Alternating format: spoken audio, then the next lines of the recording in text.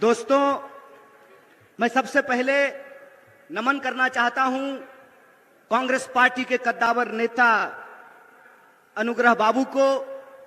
मैं नमन करना चाहता हूं औरंगाबाद की इस पावन भूमि को। और आप लोगों से सबसे पहले मैं ये साझा करना चाहता हूं, सामने पीछे जो वो सीमेंट वाला मंच दिख रहा है ना, सबसे पहली बार इस गांधी मैदान में हम उसी मंच पर आए थे जब पूरे बिहार के सूबे बिहार में 38 जिले में जनगण मन यात्रा लेकर के हम चल रहे थे।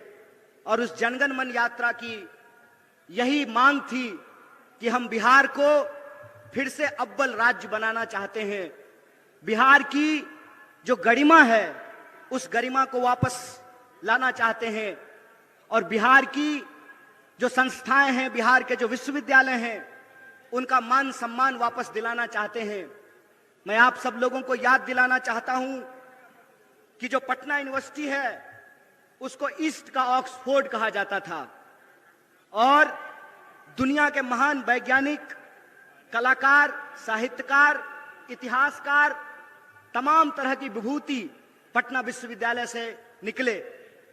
मेरी भी पढ़ाई लिखाई मगध यूनिवर्सिटी से हुई है और मगध क्षेत्र के एक बड़े मशहूर मगही कवि हुए जिनका नाम था मथुरा प्रसाद नवीन। और मथुरा प्रसाद नवीन कहते थे, भूख से तरफ के मरवा काहे, मरने होते लड़के मर जा। जुल्मी बढ़लो तहू बढ़ी जा, भूख से तरफ के मरवा काहे, मरने हो तो लड़के मर जा। मैं समझता हूं कि बिहार की एक एक आवाम को यह बात याद करने की जरूरत है कि हमारा गौरवशाली इतिहास क्या रहा है, हमारी ऐतिहासिक परंपरा क्या रही है। यह बात मैं इसलिए कह रहा हूं कि भारत जोड़ो न्याय यात्रा के क्रम में जब हमारी यात्रा मणिपुर से चल करके विभिन्न राज्यों से होते हुए 33वें दिन एक बार फिर से जब औरंगाबाद की महान भूमि पर पहुंची है तो मैं एक दर्द आप तमाम लोगों से साझा करना चाहता हूं। कहते हैं ना कि दुनिया के किसी इलाके में चले जाइए, कोई पद ले लीजिए, कोई पोस्ट ले लीजिए, लेकिन एक बिहारी अगर जन्मता बिहारी है तो मरते दम तक बिहारी रहता है, उसकी पहचान बिहारी रहती है। और हम जहां भी जाते हैं हर जगह लोग ये सवाल पूछते हैं कि अच्छा कन्हैया ये बताओ कि बिहार में क्या हो गया। और उस वक्त मैं बड़े अफसोस के साथ आप लोगों से यह दर्द साझा कर रहा हूं कि मेरे आंखों में पानी आता है और पहली बार जिंदगी में आंख शर्म से नीचे झुक जाता है, क्योंकि बिहार में पटना में जो बैठे हुए राजनेता हैं उनको नहीं मालूम है कि अपनी राजनीतिक अवसरवादिता के चलते बिहार की भूमि का पूरी दुनिया में ये लोग अपमान कर रहे हैं। ये भूल गए हैं कि बिहार कौन सी धरती है और बिहार ने किस तरीके से दुनिया को सत्य और अहिंसा का पाठ पढ़ाया है। बिहार सिर्फ सत्य और अहिंसा की भूमि नहीं है, बिहार मोक्ष की भी भूमि है और पूरी दुनिया के हिंदू मोक्ष लेने के लिए, मुक्ति लेने के लिए बोधगया में पिंडदान करने के लिए आते हैं। और पूरी दुनिया को सत्य और अहिंसा का पाठ पढ़ाने वाला महात्मा बुद्ध पैदा सिद्धार्थ हुए थे, महात्मा बुद्ध नहीं पैदा हुए थे। लेकिन सिद्धार्थ जब बिहार की धरती पर आए तो पीपल के पेड़ के नीचे वो महात्मा बुद्ध हो गए, उनको ज्ञान की प्राप्ति हुई, वो महात्मा बुद्ध बन गए। आप सब जानते हैं ये कांग्रेस पार्टी का मंच है और आप सब कांग्रेस पार्टी के शेर दिल कार्यकर्ता हैं, जिंदा दिल इंसान हैं आप लोग। तो मैं आपको याद दिलाना चाहता हूं कि जिनको हम बापू कहते हैं, मोहनदास करमचंद जब बिहार में आए तो वो मोहनदास थे। बिहार की जनता ने उनको महात्मा गांधी बना दिया, बिहार की जनता ने उनको बापू बना दिया। बिहार वो धरती है, अगर हम आर्यभट्ट की बात करें तो अगर बिहार नहीं होता, आर्यभट्ट नहीं होता तो जीरो नहीं ढूंढा जाता और इंसान चांद पर नहीं पहुंच पाता, और इंसान चांद पर पहुंचा है तो जीरो को खोजने की वजह से पहुंचा है। बिहार वो भूमि है कि जहां पर एकमात्र देश के राष्ट्र कवि पैदा हुए, और राष्ट्र कवि का नाम दिनकर है। और दिनकर कहते हैं, शांति नहीं तब तक जब तक सुख भाग न नर का सम होगा, नहीं किसी को बहुत अधिक और नहीं किसी को कम होगा। ये दिनकर लिखते हैं। ये बिहार की जो ऐतिहासिक परंपरा है, ये बिहार की जो गौरवशाली परंपरा है, उस बिहार की गौरवशाली परंपरा को धूमिल करने का काम किया है भाजपा ने। बिहार की गौरवशाली परंपरा को पलटू राम बनाने का काम किया है भाजपा ने। इसीलिए मैं आप तमाम लोगों से एक अपील करना चाहता हूं, सवाल चुनाव जीतने का नहीं है, सवाल किसी को मुख्यमंत्री और प्रधानमंत्री बनाने का नहीं है। सवाल यह है कि बिहार में रहने वाले जो 14 करोड़ लोग हैं, चाहे वो किसी भी जाति के हों, चाहे वो टीका लगाने वाले हों या टोपी पहनने वाले हों, किसी भी धर्म के हों, किसी भी संप्रदाय के हों, किसी भी बोली को बोलने वाले हों, चाहे वो मगही बोलते हों, भोजपुरी बोलते हों, मैथिली बोलते हों, अंगिका बोलते हों, कोई भी भाषा बोलते हों, बिहार के जो 14 करोड़ लोग हैं उनके आत्मसम्मान का सवाल है। फुटबॉल है जी, हैं? वोट ले लीजिएगा और जब मन करेगा तब लतिया दीजिएगा, हैं? ये जो बिहार के लोग हैं, बिहार के लोगों को ये सोचना पड़ेगा। महज अपनी कुर्सी के लिए, महज अपनी राजनीति के लिए, महज अपने चुनावी गुना गणित के लिए बिहार के भविष्य को अंधकार में धकेला जा रहा है। इसीलिए मैं बिहार के नौजवानों से खास करके ये अपील करना चाहता हूं, दोस्त, एक बात याद रखिएगा, ये लड़ाई किसी पार्टी को सत्ता में लाने की नहीं है। ये लड़ाई इस बात की है कि अगर हम इस देश के नागरिक हैं तो हमारा हक इस देश के दूसरे नागरिकों के बराबर है कि नहीं है। लड़ाई इस बात का है कि अगर इस देश में गृह मंत्री का बेटा कौन है, बोलिए ना जी, आपको ईडी से थोड़ी डर लगता है। अरे आप लोग तो ईमानदार लोग हैं। आपके घर पे अगर इनकम टैक्स वाला आ जाएगा तो उल्टे उसको चाय पिला करके जाना पड़ेगा। आपको घबराने की जरूरत नहीं है। डरे वो, घबराए वो जो बेईमानी किए हो, जो ईमान से जीते हैं, उनको डरने और घबराने की जरूरत नहीं है।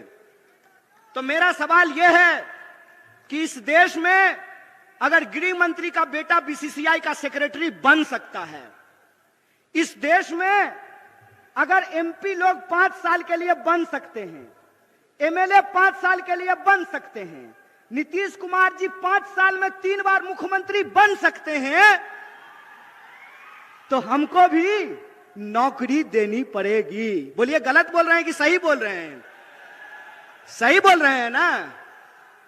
अगर यहां बैठे हुए हमारे नेता आदरणीय जयराम जी, 6 साल के लिए सर आप एमपी बनते हैं और आपको पेंशन भी मिलता है राज्यसभा में, तो आपको अगर पेंशन मिलता है तो देश की रक्षा में खड़े ये जो सिपाही हैं वर्दी पहन करके सामने खड़े हैं, आपको पेंशन मिलना चाहिए कि नहीं मिलना चाहिए? बोलिए, मत डरिए गृह मंत्री से, डरने की जरूरत नहीं है। इसीलिए मैं कहता हूं ये न्याय की बात है। न्याय की बात यह है कि अगर इस देश में प्रधानमंत्री के चंदादाताओं का 14.5 लाख करोड़, कितना? 14.5 लाख, बाबू रे सुन्ना बिठा के देख लेना कि क्या को सुन्ना बिठाना पड़ेगा 14.5 लाख में। 14.5 लाख करोड़ अगर प्रधानमंत्री के दोस्तों का कर्जा माफ किया जा सकता है, तो बिहार के भीतर भी मखाना उगाने वाले, मक्का उगाने वाले, धान उगाने वाले, गेहूं उगाने वाले और सब्जी उगाने वाले किसानों का कर्जा माफ करना पड़ेगा। बोलिए, गलत बोल रहे हैं कि सही बोल रहे हैं? कॉर्पोरेट का कर्जा माफ कीजिएगा और किसान का कर्जा माफ नहीं कीजिएगा। बीसीसीआई का सेक्रेटरी बनेगा गृह मंत्री का बेटा और हमको जो है ठेके का नौकरी दीजिएगा। मंत्री बनेंगे 5 साल के लिए, प्रधानमंत्री बनेंगे 5 साल के लिए, और अग्निवीर योजना के तहत हमको 4 साल का नौकरी दीजिएगा। 4 साल का नौकरी दीजिएगा और उसमें देश की सेवा करते हुए अगर हमारी शहादत होती है, हमारी जान जाती है, तो हमको शहीद का दर्जा नहीं दीजिएगा। हमारे घर से लोग फौज की नौकरी करते हैं, बेल्ट की नौकरी करते हैं, हमारे घर से लोग शिक्षक की नौकरी करते हैं, पुलिस की नौकरी करते हैं, खेती करते हैं, मजदूरी करते हैं। इसीलिए हम मंच पे खड़ा होकर के राजनीति नहीं करते हैं, न्याय और हक की लड़ाई लड़ते हैं। ये बात याद रखिएगा। और उसी न्याय की, हक की लड़ाई में मैं बिहार के नौजवानों से एक अपील करना चाहता हूं। दोस्त, घबरा करके आत्महत्या करने की जरूरत नहीं है। हम वो धरती हैं जहां चंद्रगुप्त पैदा हुए थे और मौर्य साम्राज्य ने सिकंदर तक को चुनौती दिया था। हम वो धरती हैं जहां हम सत्य और अहिंसा का पाठ भी पढ़ाते हैं। तो हमारे यहां दशरथ मांझी भी पैदा हुए कि एक छेनी हथौड़ी से पहाड़ काट करके रास्ता बना दिया था। हम उस बिहार के लोग हैं। इसीलिए मैं अपने बिहार के आदरणीय निवासियों से, नागरिकों से एक अपील करना चाहता हूं। आपको फैसला करना पड़ेगा, आपको तय करना पड़ेगा कि आप अन्याय के साथ खड़े हैं कि न्याय के साथ खड़े हैं। बोलिए, आप लोग न्याय के साथ खड़े हैं? इतनी जोर से आवाज लगाइए कि सत्ता को घबराहट होने लगे, उनको यह एहसास हो जाए कि बिहार एक बार फिर से इस देश में क्रांति के लिए, बदलाव के लिए तैयार है। उनको घबराहट हो जाए कि उनका जो फूट डालो राज करो की नीति है, वो फूट डालो राज करो की नीति नहीं चलने वाली है। और ये फूट डालो राज करो की नीति क्या है? टीवी खोल करके देख लीजिएगा। भाई लोग, आपसे कोई शिकायत नहीं है।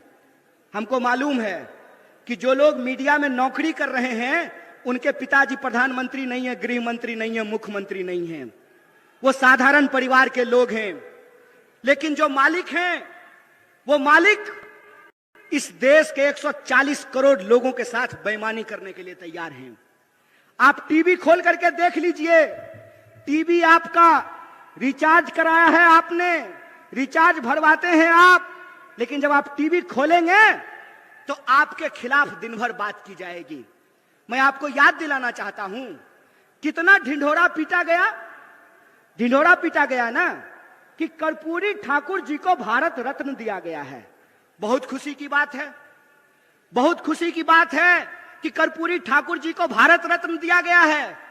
लेकिन कर्पूरी ठाकुर जिस समाज के लिए लड़ते थे, जिस समाज के हक और अधिकार के लिए लड़ते थे, उनके बच्चों के भविष्य के साथ खेला जा रहा है। उनकी नौकरियां समाप्त की जा रही है, उनकी नौकरियां छीनी जा रही है। किसानों को उनके फसल का दाम नहीं दिया जा रहा है, मजदूरों को मजदूरी नहीं दी जा रही है, महिलाओं के साथ अत्याचार किया जा रहा है। आप टीवी खोल करके देख लीजिएगा। बड़ा बड़ा दावा किया गया।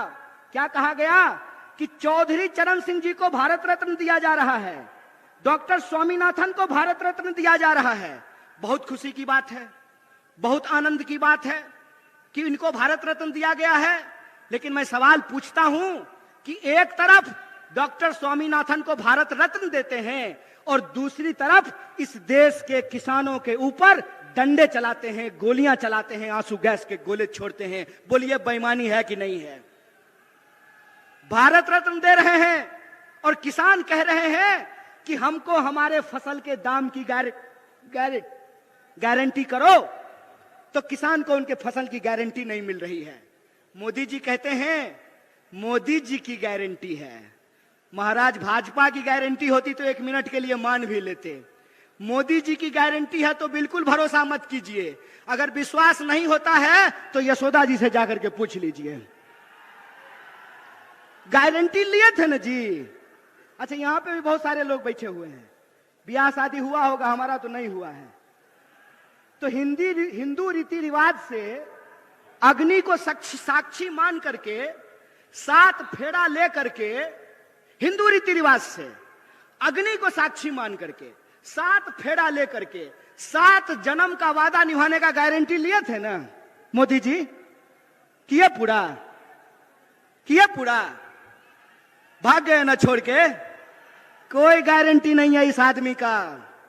इस आदमी का एक ही गारंटी है कि इस देश की धन संपदा को लूट करके अपने दोस्त के खजाने में पहुंचा देंगे। एक ही गारंटी है कि रेलवे बेच देंगे, एयरपोर्ट बेच देंगे, पोर्ट बेच देंगे, सड़क बेच देंगे, नदी बेच देंगे, खदान बेच देंगे, और इस देश के जो आम लोग हैं वो नौकरियों के लिए दर दर तड़पेंगे, दर दर भटकेंगे। और जो भी गारंटी इन्होंने कहा था, मैं आपसे पूछता हूं कि कौन सी गारंटी पूरी हुई है? बोलिए। 15 लाख आपके खाते में आया? 15 लाख खाते में आया? 2 करोड़ नौकरी मिली? महंगाई कम हुआ? काला धन आया? तो कौन सा गारंटी पूरा हुआ है जी? कौन सा गारंटी पूरा हुआ है? मंदिर बनाने का? एक बात बताइए, मंदिर की बात चली है तो मैं भी एक बात कहना चाहता हूं।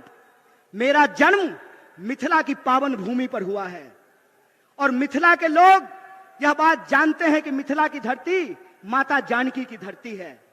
माता जानकी, जिनके बारे में हम लोग कभी भी भगवान प्रभु श्री राम का नाम अकेले नहीं लेते हैं। जब भी बोलते हैं तो क्या बोलते हैं? बोलते हैं सियापति रामचंद्र की जय। बोलिए, बोलते हैं कि नहीं बोलते हैं? देखे हैं राम जी के साथ फोटो सीता जी का?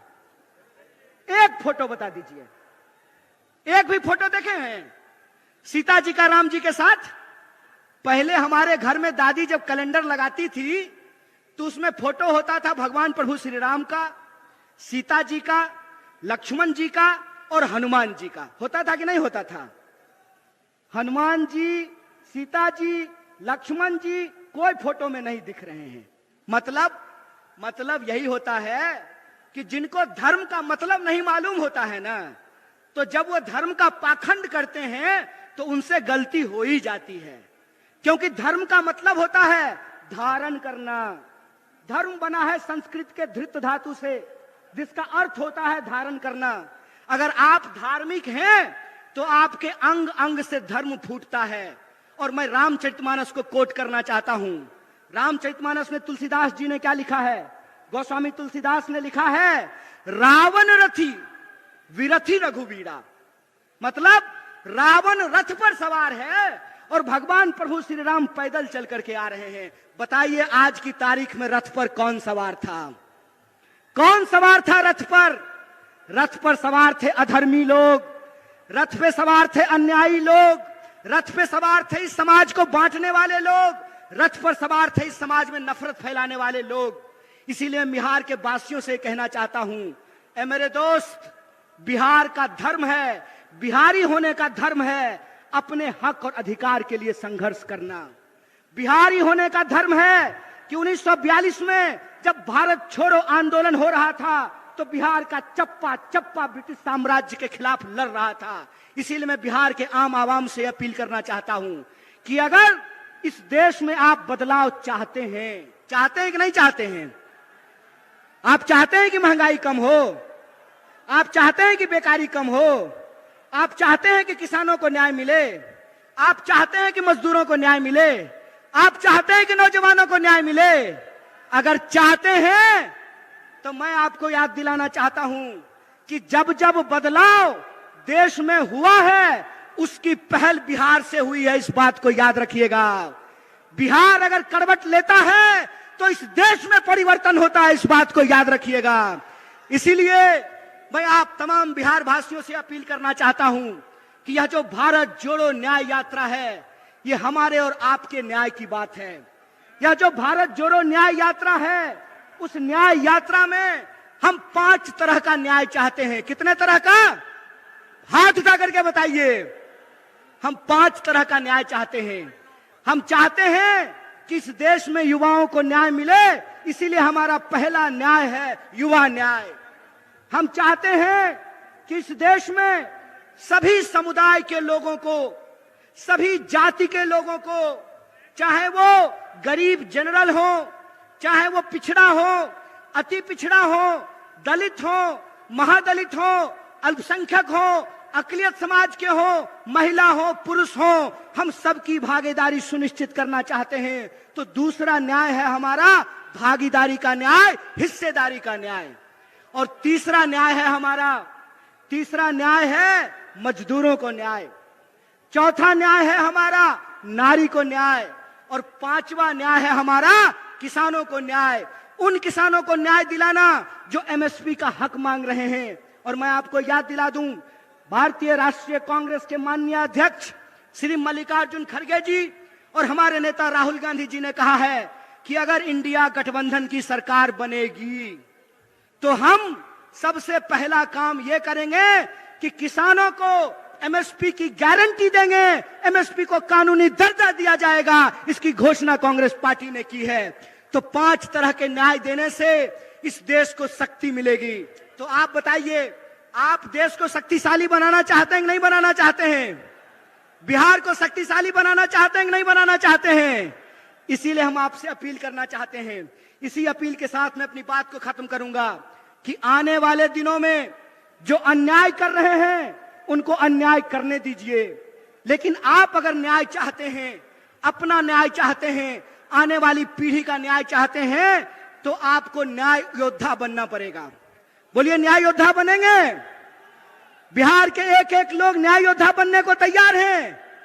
अगर आप न्याय योद्धा बनेंगे तो आप लोगों को एक नंबर जो कांग्रेस पार्टी के द्वारा जारी किया गया है, उस नंबर पे कॉल करके न्याय योद्धा बनना है। और यह जो भारत जोड़ो न्याय यात्रा का संकल्प है कि हम अन्याय के अंधकार में न्याय का दिया जलाना चाहते हैं, इसमें आपको शामिल होना पड़ेगा। इन्हीं शब्दों के साथ तमाम सम्मानित मंच को एक बार फिर से धन्यवाद अदा करते हुए, और जो हमारे पुलिस प्रशासन के लोग हैं, मीडिया के लोग हैं, और आप तमाम जो लोग हमारी आवाज को सुन रहे हैं, आप सब लोगों को धन्यवाद अदा करते हुए, शुक्रिया अदा करते अपनी बात को खत्म करूंगा। शुक्रिया। इनकलाब जिंदाबाद। जय हिंद, जय भारत, जय बिहार।